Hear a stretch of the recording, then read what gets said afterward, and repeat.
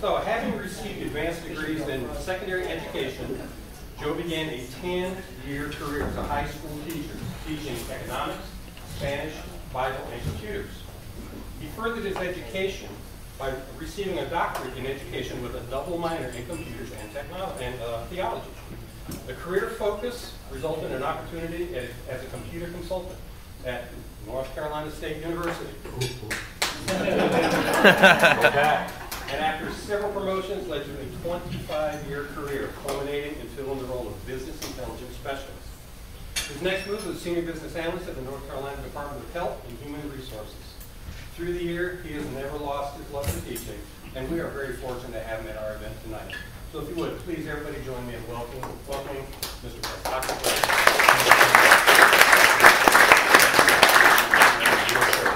Kindly. Appreciate it. What a gracious introduction. I'll give him the other 20 afterwards. Folks, thank you so much for inviting me to come out. I really appreciate the honor of speaking with you this evening. And I want to talk to you tonight about making data actionable from concept to reality. It's important for us to recognize what we need to do with our data. How do you make data actionable? What is it that you need? Well, let me start off with a challenge. On May 25th, 1961, President John F. Kennedy, in an address to the U.S. Congress, issued a challenge pretty much to the entire country when he said, "I believe that this nation should commit itself to achieving the goal before this decade is out of landing a man on the moon and returning him safely to Earth." This past July marked the 50th anniversary of the day America met that challenge. But you know what? They could not have achieved this monumental feat without having data that was made actionable. You know, there were innumerable logistical issues to tackle. Things like timing the launch when the relative positions of Earth and Moon were optimal, choosing a landing site that met all the right conditions, meeting the needs of the astronauts, calculating fuel consumption parameters, figuring out how to get them there safely and get them home safely. You might as well think that's pretty important, right? What good is it to go to the moon if you cannot come back? Okay? I would not want to be stuck on the moon myself. I love the moon. It's nice to look at, but I certainly wouldn't want to live there, especially if I run out of oxygen. Look, these things that I'm talking about here, you got to remember something. See, the microprocessor wouldn't even be invented until 1971, so the technology needed to surmount all these insurmountable obstacles simply did not exist. I mean, it's not like they could Google anything because the internet hadn't been invented yet either. All right? All of this exponentially increased the value of having actionable data for the Apollo program, giving NASA the insight that they needed to answer the incessant questions, make those tough decisions, and ultimately meet JFK's challenge. Well, actually, they exceeded it, didn't they? Okay? Encyclopedia defines actionable insight as information that can be acted upon or information that gives enough insight into the future so that the actions that should be taken become clear for the folks that are making the decisions. Now, put it in simpler terms, meaningful data that's useful for making a decision, answering a question, or solving a problem. Now, remember those three characteristics of actionable data because I guarantee you, you will see them again. I used to be a school teacher and I love saying that to my students. They know exactly what that means, okay? You'll see them again and you'll see why in just a few minutes. So, with every data visualization, you have to start somewhere, right? I mean, If you've got data that's useful, there's a distinction to be made here. Either data is useful for doing these things, or it's no good, right? It's no better than, I don't know, fancy window dressing or interesting trivia. But you got to start somewhere. You have an idea, you have something in mind, and you have as your end goal a completed visualization consisting of one or more graphs. Now, how do you get from the concept to the finished product? I'd like to think of this as a sort of a spectrum, okay, along which I suggest various stages, specifically 5, for best practices in getting from the concept on the left to the finished product on the right. So what are these 5 stages? They are conception, inception, perception, inspection, and direction. Now, the way I've laid these out from left to right on the screen here, it might make you assume that it's my intent for them to be one right after the other in sequence. Okay, fine. Maybe they should be, they can be, they probably do. But they can also overlap. They can sometimes be concurrent.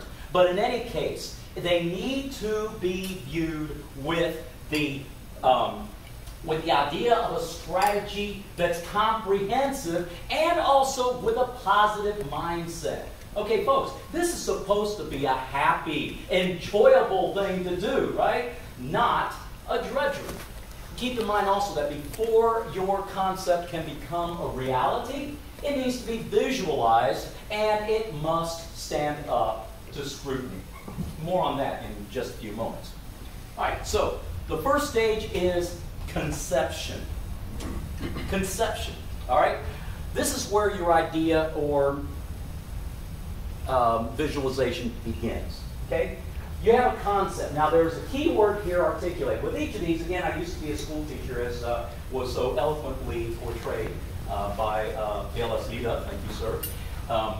There will be with each one of these a name, a directive, and a key word. So the name here is conception, the directive or the imperative is start the race, and the key word is articulate. Just a little bit of housekeeping if you're interested in, in taking notes or keeping track of where I am.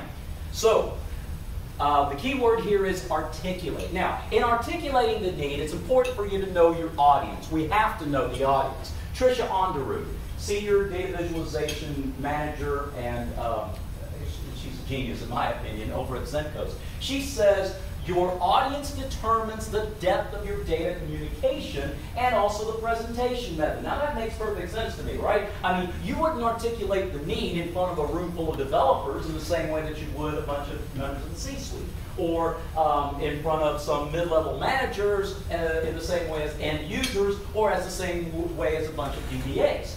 So it's important to know your audience. It's equally important to know your data. I mean, that's a given. Most important thing to do about your data is to know what is it that you want to show, right? Think of it as a hierarchy. What is it that you're showing? Are you showing comparison, distribution, composition, or relationship?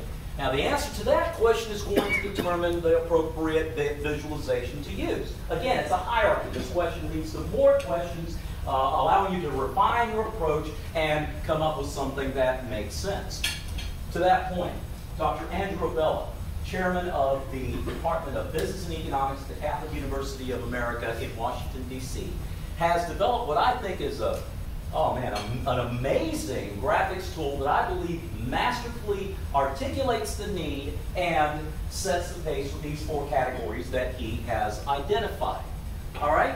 So, as the slide builds, I ask you, all right, are you showing comparison? Well, if that's the case, there's a question to ask. Are you comparing among items? Are you comparing over time, with the key being behavior? If you're talking about distribution, you ask among how many variables is this being distributed? The key here is dimension. If you are showing composition, you ask, does it change over time or is it static over time, with the key being structure? And finally, if you're showing relationship, you ask, well, how many variables are being related, with the key being class? And by class, I mean, in what way are these variables related to each other, right? Linear, inverse, or direct square. Now, let's take a closer look at Bella's chart chooser cheat sheet. Bit of a tongue twister there, is it not?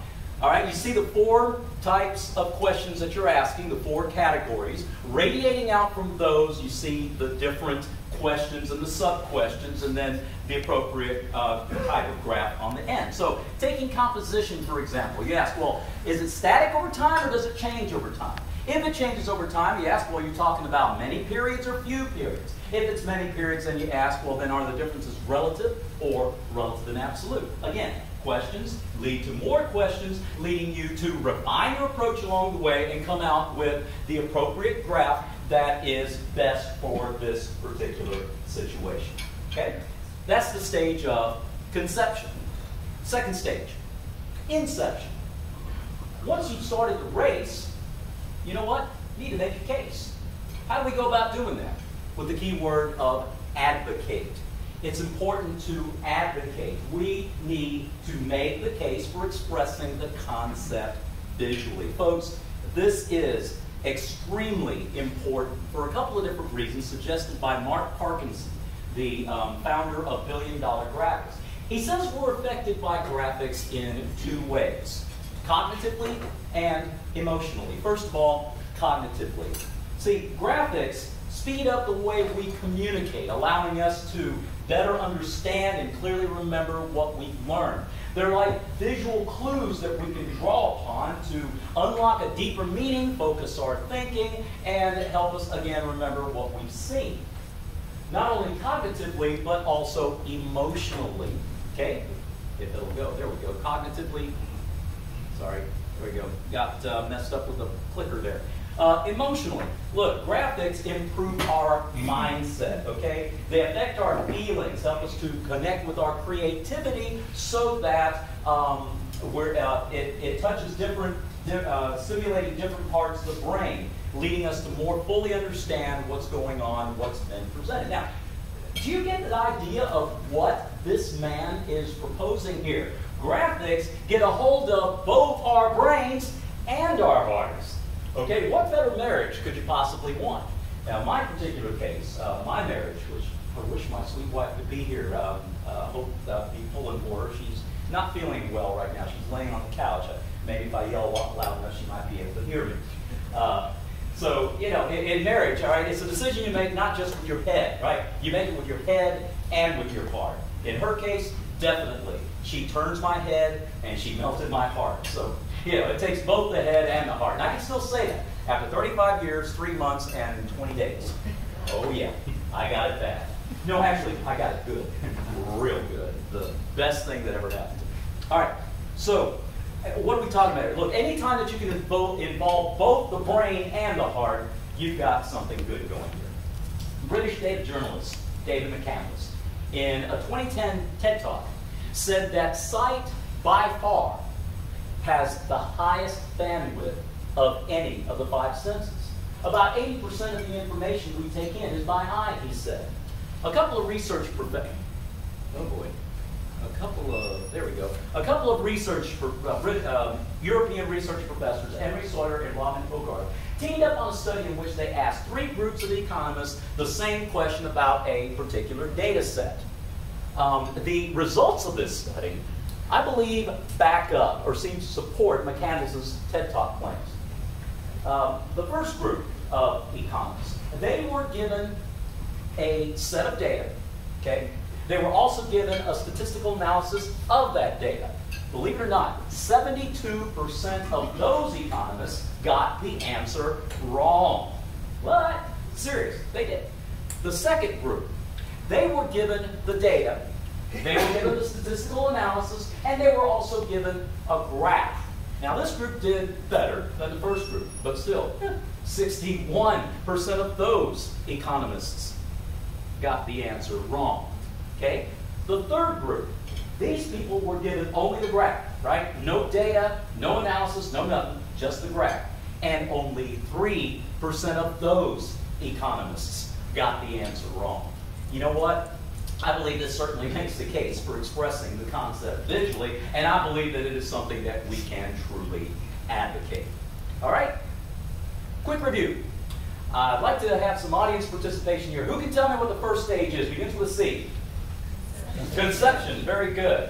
Who can tell me the second stage? Begins with an I. Inception. Inception.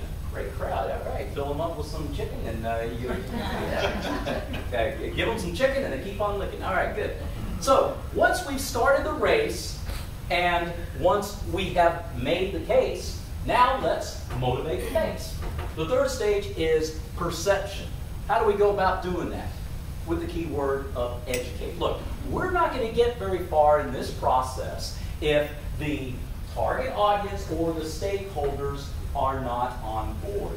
Okay? It's up to us to educate them so that they know they've got some skin in the game. See, they're not going to provide the necessary backing nor the support financially, whichever way you want to say it, and they're not going to take ownership either if they don't see what's in it for them, or if they don't understand what's trying to be presented, or if the data visualization does not help them to make a decision, answer a question, or solve a problem.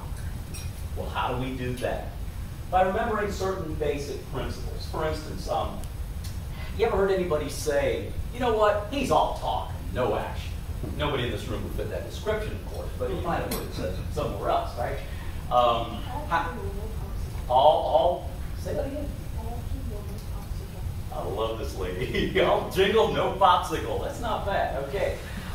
She's all fluff and no substance. This project is nothing but form without function, right? Okay, it begs the question, so what do we mean by form and function? I believe that form follows function. It does. That function should be given a higher priority than form. Form's important too, but function should have the higher priority, and I'll explain what I mean in just a couple of minutes. But to answer that question, we've got to ask another question. Well, what do we mean by form and function? Okay? Function is what you're going to do with the data, whereas form is how do you express functional outcomes in the best way. All right? There are, again, some best practices that I believe we need to follow, and some pitfalls. I'd like to show you some examples of what not to do and how to avoid it, how to avoid the pitfalls, and something to remind us that function should have a higher priority than form. All right, first of all, pie charts. You gotta love them or you gotta hate them, right? I mean, some people think they're the best things in sliced bread, while others say they're the spawn of the devil himself. Well, regardless of how you might feel about a pie chart, let's bring it home. All right, suppose your mom baked your pie when you were a kid and said you could eat it all, but sorry, not all in one sitting. So she cuts it into 4 slices. Now, how many of those 4 slices would you have to consume in order to have eaten the whole pie? You guys tell me. 4. Very good. Great. All right. Man, it didn't take a whole lot of brain power, did it? Well, before you started throwing tomatoes at me or croutons, those are good croutons, I'll tell you what. Let me explain what I'm talking about here. Look, I'm trying to illustrate the point that with pie charts, okay, they're supposed to show the parts of the whole. That's pretty easy for all of us to understand, right? You'd think, but not everybody gets that. Okay, to that point, look at the pie chart in this fuzzy screenshot from a newscast, a television newscast. You know what? I see some problems with this thing right off the bat. All right? Yeah, forget about how you might feel about the individuals depicted one way or the other, whether you're a Republican or Democrat. We won't get into that. I mean, if we're in NC State country now. If we were at UNC, I'd probably get thrown out. But anyway, I'll be quiet about that. Okay. So I see a couple of problems with this right off the bat. First of all, look at the numbers. Right? You add them up, 193. Come on. How can you have 193% of a single pie? It's creative math. That's right. Creative math. Yeah. No, man, that's almost like 2 pies. Okay? Now, check out the sizes of each slice. 70's bigger than 60, isn't it? Yeah, right? Okay, well then how come the 60 slice is bigger than the 70 slice? All right, well, a little bit of full disclosure here. Okay, look, the questions, the survey questions that were asked in putting this particular newscast together allowed for people to have multiple responses. In other words, they had the ability to indicate support for more than one candidate. Light bulb moment, aha, right? Now you see why the numbers add up to more than 100. You know, in and of itself, that's not a problem. The problem is that's not how you use a pie chart, right? Therefore, I would call this pie chart just a little bit misleading, wouldn't you? Okay? Or perhaps more misleading, depending. Okay. You know what I'm thinking? Maybe a bar graph might express the data more accurately. Yeah. How about something like this? See that same data, right? But presented in a way that's not misleading. Now, what about line graphs and bar charts? Well, in a line graph, it's important to remember that your vertical axis needs to have a consistent scale. Everybody should know that.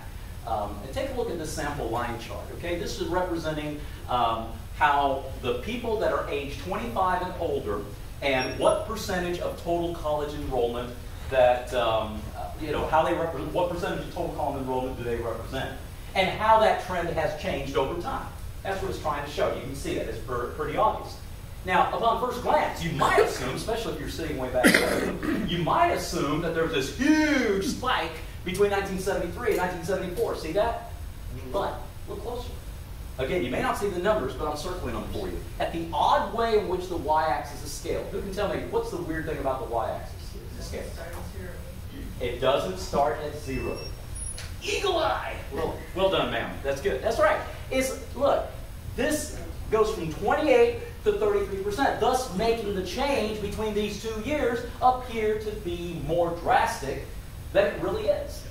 You know what? I hate to say it, but I call this chart just a little bit misleading. By contrast, look at the graph on the right. Same data, okay? And forget about the fact that it's a bar chart, okay? It could have just as easily been a line graph, right? This bar chart is the exact same data, but look at the difference, okay? The scale is, or excuse me, the y-axis is scaled to start from 0. And you can see perhaps a more realistic depiction of that trend over that same 5-year period of time. What a difference this makes. I would say this chart is not misleading. Now, you notice I didn't call that second chart corrected necessarily. It's not because I'm trying to be politically correct. I mean, you know, we're at NC State, not UNC. Okay, so that doesn't matter. There we go again. What if you like UNC? Well, then you should. No, I'm kidding. I'm sorry. That's not very nice. Okay. All right, I'll be quiet about that. So don't get myself in trouble. But seriously though, companies a lot of times will not show their data in the most statistically significant way. All right, sometimes they're not going to follow regular statistical means. They don't really care about it. They just want a pretty graph. They just want something that's going to show the point that they're trying to make. If you've got a preconceived notion, you want your graph to show what you already have in your head is the right answer. And sometimes specific misrepresentation can occur for, well, dishonest reasons. Now, you know, I'd rather hold myself to a higher standard of integrity and honesty and accuracy. That said, you know, don't let me polish my halo too much, okay? Because I know I got horns holding up my halo. What do I mean? Well, you know, we all tend to do this, right? If we have a piece of data, you know, we already got a notion, sometimes we may latch on to that data and we might just want to manipulate just a little bit so that it makes the point we are trying to make, the thing that we are trying to say, the conclusions that we are trying to draw, instead of allowing the data to draw its conclusions on its own.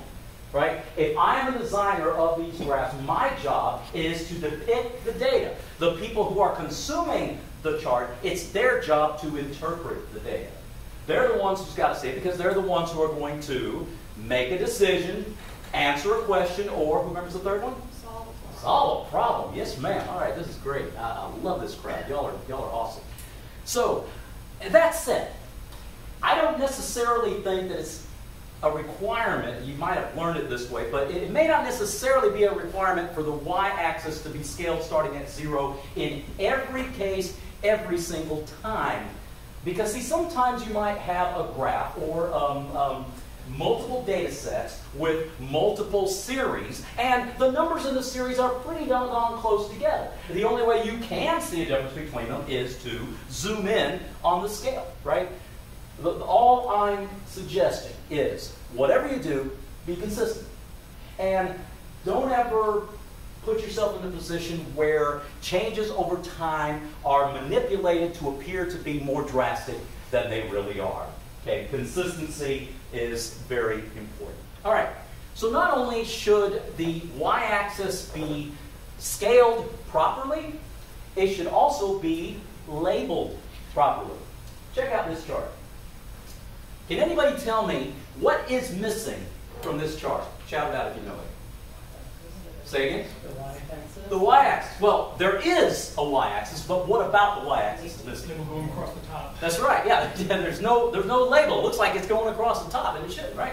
Okay. So here's a principle. The y-axis should have a label, and if your graph does not have a label on the vertical axis, your chart could be misleading.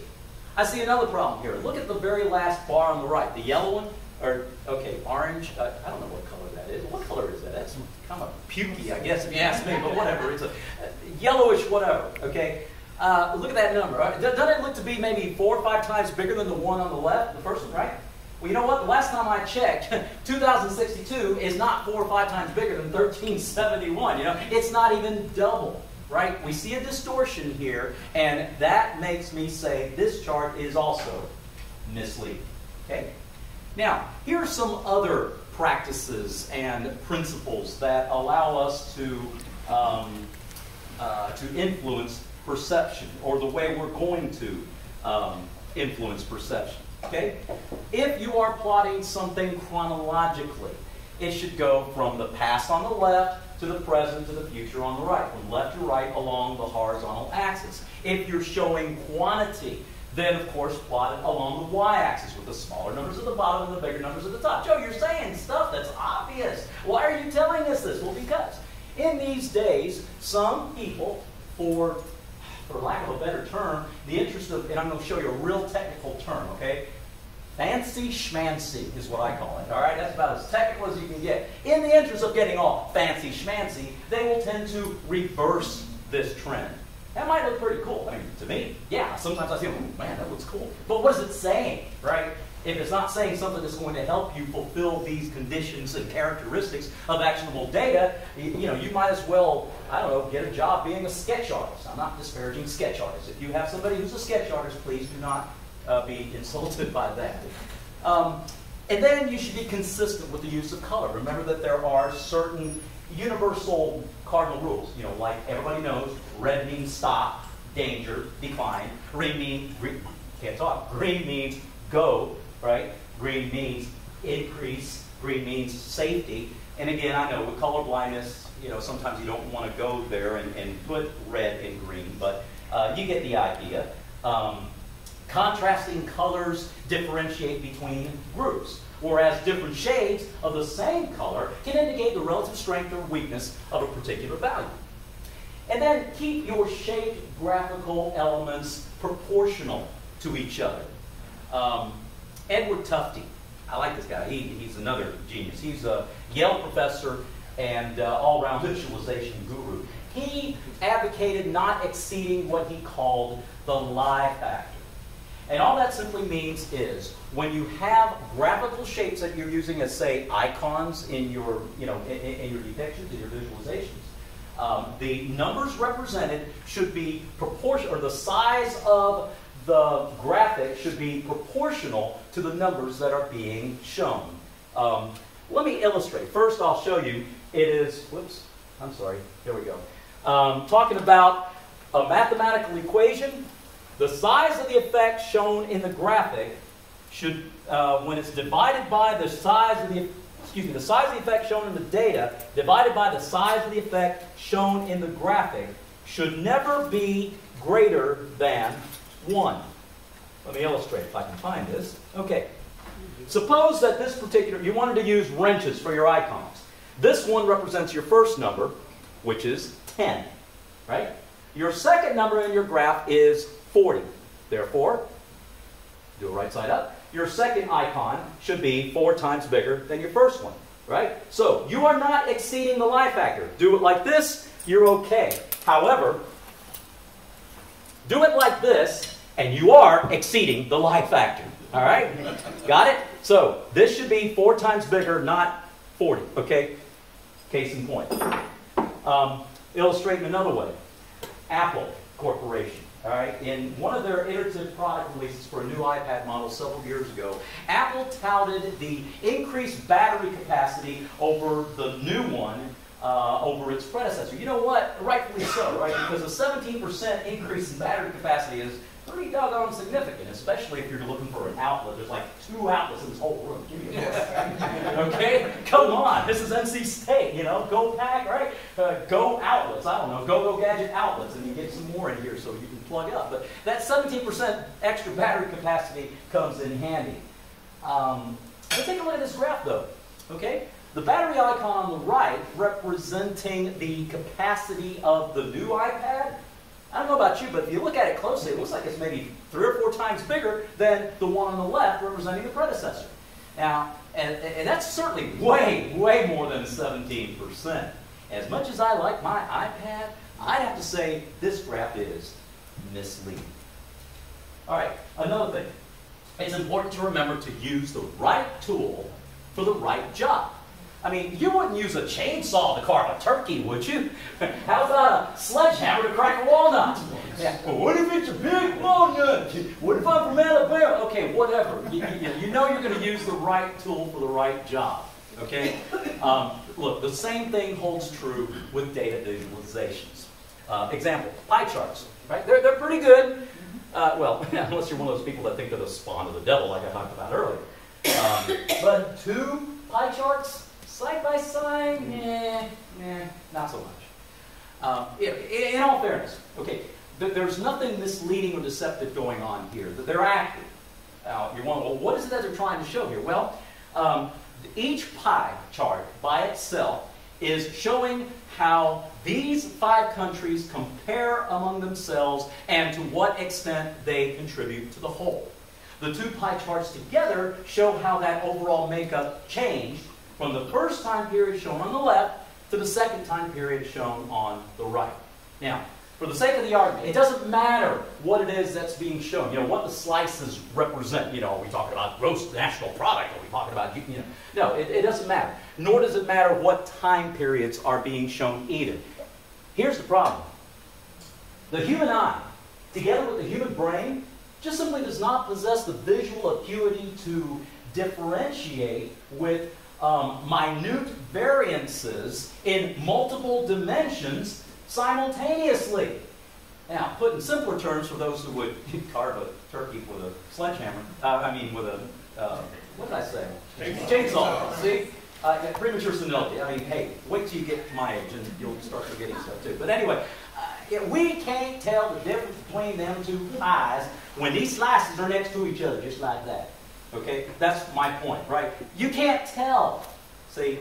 Although these 2 pie charts are completely accurate, they are not actionable. And why is that? Because you can't use them to make a decision. What's the second one? Answer a question or solve a problem. There you go. That's your favorite one. That's right. Good. And why is that? Why? Why can't you do these 3 things? Because you can't tell just by looking at it. Did you hear what I just said? Isn't that the whole idea behind the visualization, right? The visual part of that. Look, if you can't tell just by looking at it, it's not actionable. If somebody has to explain it to you, it's not actionable. If you can't figure out what's going on, it's just flat dog, plain outright not freaking actionable. All right? Now, what if? What if we express this as 2 bar graphs side by side? Maybe it'll be more accurate. Boom, baby. Watch this. Immediately, you can tell precisely what they were trying to show with these 2 pie charts, right? Just by looking at it, you can tell that the overall trend was completely reversed in the second year than it was in the first year. See how easy that is? It's easy as pie. Sorry. All right. Well, we've already answered the question, does form follow function, with a yes. Now I'd like to ask you another question. Do you believe that conclusion follows assumption every time? Not necessarily so. And see, that's simply because people don't see things the same way. In our perception, we are different people. We don't see things the same way. Let me illustrate. Here's a classic. When you look at that picture, tell me what you see. Shout it out. Lady. A lady. What kind of lady? Young. A young lady. You sure? An older woman. Ah, somebody said, well, wait a minute. Okay. Some of you said old lady. Some of you said young lady. I see the young lady. See, here's her eyelash, her little nose, her ear, her chin, her jawline. She's wearing a little necklace, right? Okay. She's facing away from the camera. But wait a minute. I see an old lady. The old lady is facing toward the camera. Again, you see an eyelash here, her entire left eye, this big old thing's her nose and her nostril. There's no boogers hanging out of it or anything, but you know, we'll cover that up because we want to keep this PG in here. Okay. All right. And there's a wart on her nose. Here's her mouth and her little pointy chins jutting off to the left. So, you know, some of y'all said old lady. Some of y'all said young lady. Who's right? Y'all tell me. Yeah, Both. Exactly. Oh, she's right. Yeah, that's right. Well, whenever I'm sitting next to my wife, I say, yes, dear. I always get the last word in every argument. Yes, dear. And the best way, happy wife, happy life, yes, and she's always right, yes, indeed. Even when she's wrong, she's right. But yeah, you're both right. Everybody's right. Okay, what's my point? It's all a matter of perception. Well, let me ask you this. How would you describe an elephant to someone who's never seen one before? Can you imagine walking into a room blindfolded, you don't know what you're feeling, and you're going to come out here saying, you know, it's a spear, it's a fan, it's a wall, it's a rope, it's a snake, it's a tree, okay? Right? Different people perceive things in different ways. And in making data actionable, we must capitalize on that fact. So what have we seen so far? Well, we have made the case, right? We've started the race, we've made the case, and we've motivated the base. What are we going to do now? Well, let's give it some space. By asking the question, does it stand up to scrutiny? This is the stage of inspection, with the key word being investigate. Listen, you know, I believe that it's important for us to be totally transparent with our data. And that way, we're not going to worry about the pitfalls of biases and of people using your data incorrectly or unethically upon inspection. And when you and I have done our due diligence, we're not going to cringe when we see these questions here. You know your favorite questions, right? Did you ensure data quality? Where did you get your data? And how do you know it's right? Okay, right? You hear these questions, and you won't be intimidated by them because you've done your due diligence. You've given it some space. Now, to that point, here's a trend that seems, in my opinion, kind of, I don't know, counterintuitive. The more complex your data model is, the less likely your people will be to accept it. To illustrate, suppose you wanted to buy a blender for your mom. Your grandma, let's say. You're going to buy a blender for your grandma. And the only choices you have are the ones shown on the screen behind you. Now, which one do you think would be the better choice, right? Okay, enough said. Grandma's blender. Yes, indeed. So, and I did it again. I'm sorry, I keep hitting that. All right. As you allow your data to stand up to scrutiny, and as you're moving it along the spectrum, the stages of the spectrum, we need to be cognizant of the difference between impact and influence. Now, you might think impact and influence are the same thing. I don't think so. I think there's some subtle differences between the two. See, I believe impact is typically recognized as an effect brought on by factors on the outside that tend to push on your status quo. Case in point, in a recent Harvard Business Review study, almost 85% of companies that are trying to know what their performance is, you know, their performance depends upon these outside forces. And what's funny about it, the vast majority of them don't even have a clue as to which of these factors are affecting their performance, and if so, how. Okay? Those who recognize these factors are the ones that are going to be pushed into taking action upon them. Okay? That's impact. By contrast, influence is typically recognized as the power to affect from forces that are on the inside that tend to pull on your status quo. See the difference? Impact is external, tends to push. Impact is internal, tends to pull. I'm talking about factors that your own organization knows how to control. For example, your organization structure and your data, how often you're going to pull it into your data warehouse, and what is the climate in your organizational culture. See, to put it bluntly, the idea must be visualized, then scrutinized before it can be realized. In other words, if you've given it some space and it can stand up to investigation, you are well on your way to turning your concept into reality. Now, having said that, I believe that we can definitely measure success. Okay? How do we do that? I believe that we can capitalize on this knowledge.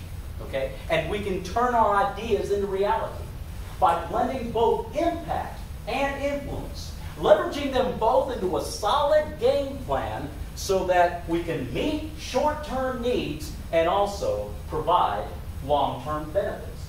Now, why is that? Well, because, take a look at this chart up here on the upper right. You've learned to take your data, differentiate it to come up with information, right? See the connections to derive knowledge, determine the meaningful connections to grant insight, find the best paths between them for wisdom, and boom, at that point, you have impact. And you will most certainly generate influence. Okay, so what have we seen so far? The first stage starts with a C. Who can tell me? Conception. What's the second stage? Starts with an I. Shout it out. Inception. What's the third stage? Starts with a P. Perception. What's the fourth one? Starts with an I. Inspection. Very good. All right, you guys are awesome. Okay, so once you've started the race, you've made the case, you've motivated your base, and you've given it some space, now, hey, let's put it into place. This is the stage of direction. The key word here that I see is effectuate. Ladies and gentlemen, you are the catalyst, right? You're the one who has gone through the stages. You're the one who has chosen the right visualization. You're the one who has gone through the stages, ensured data quality, scrubbed your data. So, where's your implementation plan? What's the direction here? Well, I see this as a fourfold iterative process. First of all, you start by deploying your solution using the methodologies and organizational norms that are already present and available to you. Then, as your stakeholders start using your solution, they will begin to discover issues. Believe you me, they will discover issues. They may not call them issues, they may call them problems, they may call them defects, but guaranteed they are going to find them. Then you start discerning the underlying problems behind these issues, and you work on the remediation to it, then start developing the way that you're going to deal with them, address them, and guess what happens at that point? The cycle starts all over again. Okay? Deploy, discover, discern, and develop. Now, it might take you 2 or 3 times. It might take you 5 or 6 times. In our case, there are some cycles that I've gone through at DHHS and at NC State, where I used to work for 25 years ago. Back, I love it. That it would take a dozen different iterations of the cycle. The point is, it's a good direction because it leads to progress. So, in conclusion, believe it or not, we're already at the conclusion. Can I turn my ideas into reality? You bet your boots you can. By moving them along the stages of the spectrum, ensuring that best practices are followed, you certainly can. It's important to remember something that John Tukey said. I like John Tukey. He he's still alive. American mathematician. He says the greatest value of a picture is when it forces us to notice what we never expected to see. Now, what value do you see with your data? And what ideas do you have when you see it? Now, let's stimulate these ideas with these best practices, things like remembering that for graphs and data visualizations, they're only as good as the data they portray. They should never be any more complex than the values they portray, and they should never provide a distorted picture. Remember Tufte's life factor, right? Never let the size of the effect shown in the graphic exceed the size of what? The effect shown in the data. I wish I had some candy. Yes, I do. Actually, I think I have some. I thought I had some. All right. Very good. All right. I'll talk to you later. All right. Look. Don't let the size of the effect shown in the graphic exceed the size of the effect shown in the data. It's really important. All right. One last review. Let's go through the 5 stages. One last slide. First one's conception. Start the race. What's the second one? Starts with an I. Inception. Third one starts with a P. Perception. Fourth one starts with an I. Inspection. Fifth one starts with a D. Direction. Very good. All right. Look, if you are, I'm totally convinced of this. If you articulate, advocate, educate, and investigate your data, I pretty much guarantee you, you're going to effectuate a viable solution. I love what Spencer Sobczak said. He's a data visualization specialist, a data storyteller. He says, data storytelling is both an art and a science. Our data visualizations are the most powerful when they find this balance. Ladies and gentlemen, with actionable data, NASA exceeded President Kennedy's monumental challenge more than 50 years ago, when they took men, or they ended up, sending men to the moon successfully, and more importantly, bringing them home safely. You know what? Again, they could not have done it without actionable data. Actionable data. We talked about the 3 characteristics of actionable data. That is data that can help you to make a decision, answer a question, or solve a problem. You're all right. Okay. Hey, what can you do with your data? I mean, you may not be putting a man on the moon, okay? But you can certainly put the heat on your competition, right?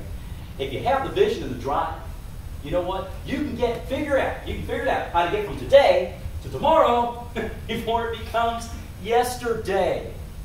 It's important to remember this, and I leave you with some parting advice from my good friend Bob. A limerick that I wrote just for Bob. There once was a man named Bob, whose boss was a bit of a slob. He made a nice graph, but didn't do the math, so he found himself out of a job. What's the advice here? Look, don't be like Bob, okay? Turn your ideas into reality by making data actionable. Thank you for your time.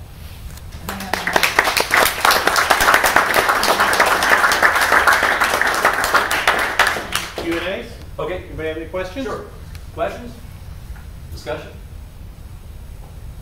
Yeah, I have a question. Yes, sir. So in the graphs that you showed earlier, I was thinking about the one that was a line graph where it didn't start at 0. Right. Zooming in on the scale and distorting the... So I do that a lot.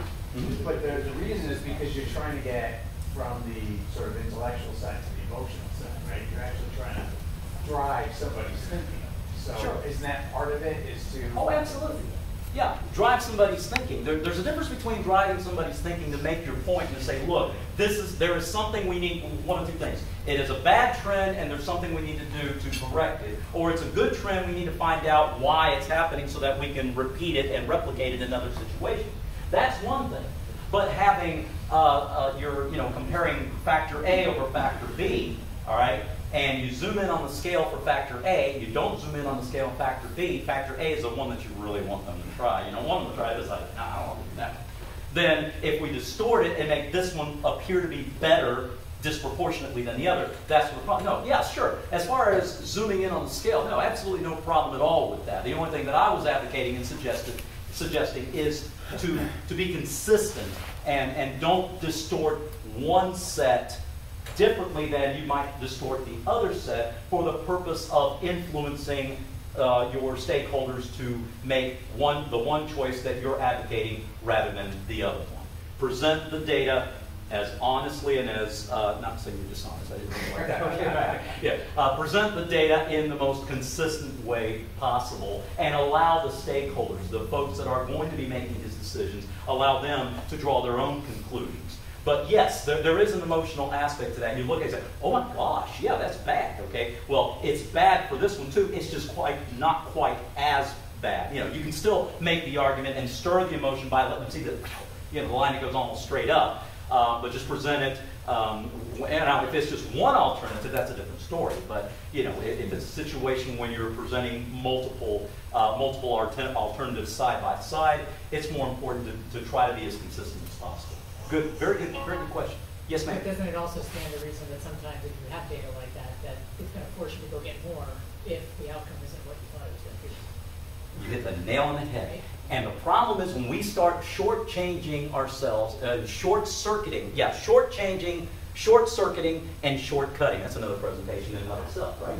You shortchange yourself by letting you look like, making you look like somebody who's shallow and doesn't want to take the time to do the appropriate research, right? You are short-circuiting your own mission, vision, and goals if the idea is to present the data as honestly as possible, and you are short-circuiting the process by jumping the gun when you don't have enough data and trying to draw a conclusion before you have enough data. That's an excellent point, ma'am. It's more important to go back and say, whoa, this doesn't really look the way, it doesn't pass the smell test, okay?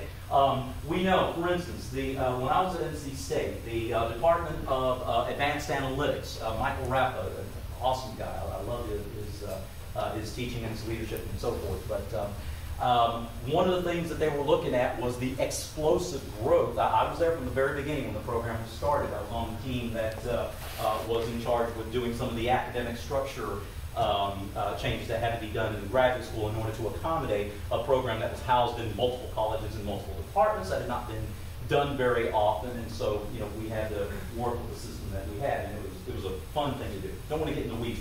Here's my point. We were putting some data together, and we saw that the growth over time, that the analytics program, we knew that it was going to go like this, and then it would take off almost straight up. Well, there were a couple of years where, again, in the graph that was built, it dipped. We said, no, that doesn't pass the smell test. We know it's supposed to be getting higher. And what happened was that there was an issue with the data, that for whatever reason, when it was put into the database that was being used, they forgot to do the trim function on the curriculum code. Curriculum code for math analytics is AA, not AA space. Okay, and that's all it did. There were several people who applied for admission through a different means that did not enforce the trimming of the curriculum code, or, well, it used to be called curriculum codes, but I won't get into that either. Anyhow, and so from that very simple thing, the data didn't show. So we could have taken that and said, okay, that's what the data shows, then let's just go on. No, it didn't pass the smell test. We dig deeper, and we realized, that's what happened. Go back, correct the data, run your graph again, and you'll get what seems to be a more reasonable, the reasonableness test, the smell test, I call it, and the viability test. So those things are important. Good point, man. Thank you so much. Other questions? You advocate for, if you're the one presenting the data, should you also be the one that is interpreting it, or do you have somebody who builds a slide deck, presents it, and somebody else who builds a slide deck with the graphs, and somebody else presents the data? How do you deal with that? Wow, that's a great question, because I see an inherent conflict of interest if you're not careful, because if I'm the one who is, sorry, that salad was good. Pardon me. Yeah. If you're the one who's presenting the data, okay, and you're also the one who built the graphs that went into the presentation, I believe that the only way that I could do that, honestly, is with full disclosure, okay, to say, look, let's collaborate. I collaborate with the people that are looking at, like with the deans and associate deans. And when, again, speaking to the years that I was at NC State, that happened quite a bit, because, again, the trend, I might see a particular trend and think that this is the way it should go, and it might lead me to try to do some of that manipulation. I try not to, but it would always be good to, even if I was asked to present, I would always have one of the members of, I call them the deanery, one of the associate deans or deans that had a vested, not only had a vested interest, but another one that would have a vested interest and one that would be a neutral observer that could tell me, okay, you know what, this looks like it'll fly. And either I would present or I'd turn it over to them, let them present. But yes, you're right. It's difficult to go that route and avoid the conflict of interest. Yes, ma'am. Yeah, I think that's a very important point, because if the stakeholders are probably the ones that have the background of what does that mean to me, and yes. if you're not collaborating and just presenting the data, they may not, it may not pass the smell test, and you don't know it if you didn't right. work with them. How could I know it if I'm not the one working with the data, I'm not intimately familiar, and had I not known what I told you about the awesome analytics, advanced analytics program at NC State? If I didn't have that background knowledge, I would never have thought to look at the curriculum code with a space after the A. You know, it would go just right over my head. Exactly. So that's the other reason involved. You know, the folks that know the data. Again, it's not just making a pretty graph. It's making something that will help you to make a decision, answer a question, or solve a problem. Good. Yes, sir. So, you know, one of the other things I see a lot is you put a graph up, you put some data up, and you want to get to a decision, but then people don't know what decision to get to, and they take it way outside the box of what was intended. Going down a tangent. Yeah, have you yes. seen people now starting to do the data visualization and then somewhere put a box, say, this data here should help you decide these factors. Mm-hmm. And have you seen that trend? Is that a trend, or is there any other techniques that you've used to make sure that they don't go outside the box? I've seen it in many a board meeting.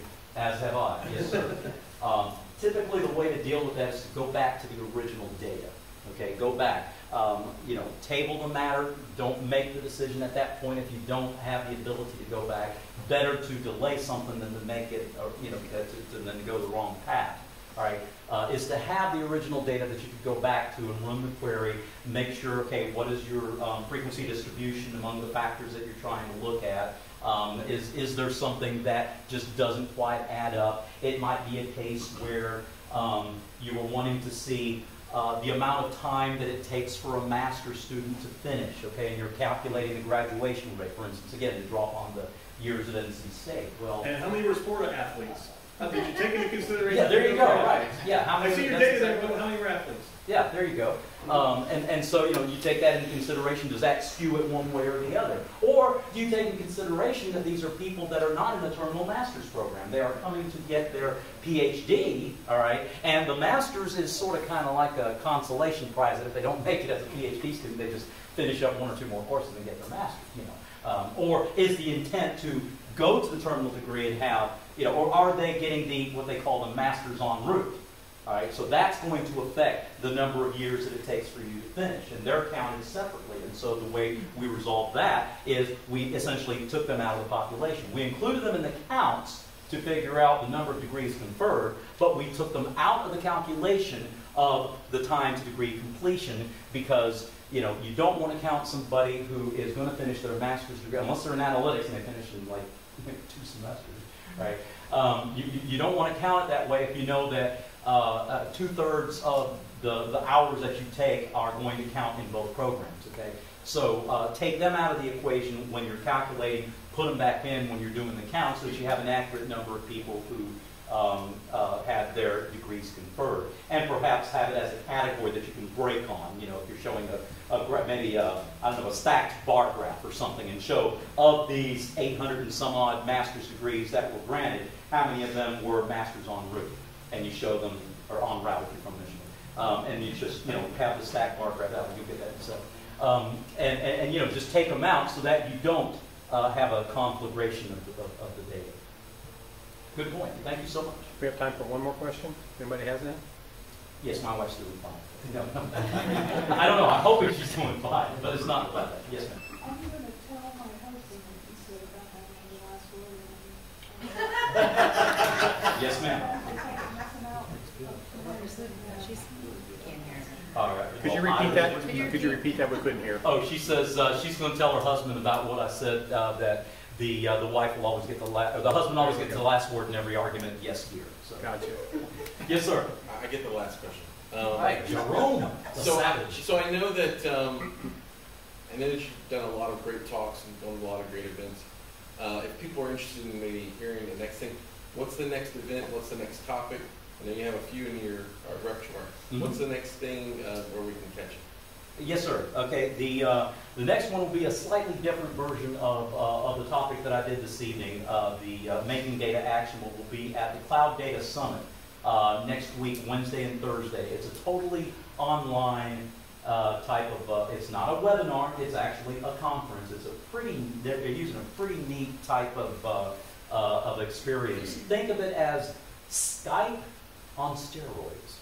Or Microsoft Teams on steroids. It's pretty cool. You get to meet other folks. You get to have the networking. You get to ask questions of the presenter and so forth. You can have panel discussions and several different ways, but it's totally online. That's clouddatasummit.com. Since you asked, I don't want to give a shameless plug, but it's not shameless when you get asked, right? If you do it yourself, it's shameless. Somebody else asks you, not so shameless. Okay. All right, folks, thank you so much for your attention in allowing me to speak with you this evening. I really enjoyed myself, and the only thing that would have made it better is if my wife could have been with me, but anyway, I'm sure she'll be okay. Again, I appreciate all your, some of you have expressed concern, and you guys have been so kind and helpful. Somebody brought her a blanket, somebody got her a pillow, somebody got her something to drink and everything else. Man, that's neat. That's the quickest way to my heart. Love it. 35 years, 3 months, 20 days. Thank you, folks.